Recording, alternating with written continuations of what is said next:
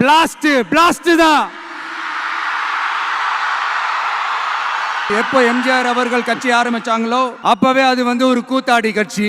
எப்போ எம்ஜிஆர் அவர்களுக்கு பின்னாடி அத்தனை மக்கள் திரண்டு நின்னாங்களோ அப்பவே அது ஒரு கூத்தாடி கும்பல். நடிகர் கட்சின்னு சொன்ன ஒருத்தர் அதுக்கப்புறம் எம்ஜிஆர் கூடயே போய் சேர்ந்துட்டாரு.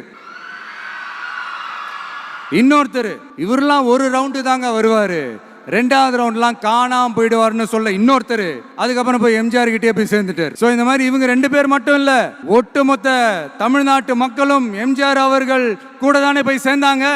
இந்த வரலாறு நம்மளை விட அவங்களுக்கு இன்னும் நல்லாவே தெரியும். அதனாலதான் பாத்தீங்கன்னா 53 வருஷமா அதே கதறல்கள். கூத்தாடி கூட்டம், நடிகர் கட்சி, நடிகர் கூட்டம், இப்படி அந்த ஆதரவு குரல் ஒரு வீடு விடாம, ஒரு இடம் விடாம, எல்லா இடத்திலையும், எல்லா வீட்லயும் இன்னும் பலமா எதிரொலிக்கு தான் இல்லையான்னு பாருங்க.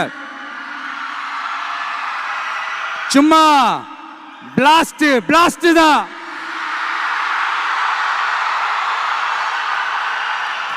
இந்த போட்டி எப்படி இருக்க போகுதுன்னா, மக்களோட மக்களா நிக்கிற நமக்காக மக்களே டிசைட் பண்ணி போறாங்க. My dear sir, my dear uncle, already decide பண்ணியாச்சு. கான்பிடென்டா இருங்க மக்களே, நல்லதே நடக்கும், வெற்றி நிச்சயம். மீண்டும் சந்திக்கும் வரை நன்றி, வணக்கம். Start reloading.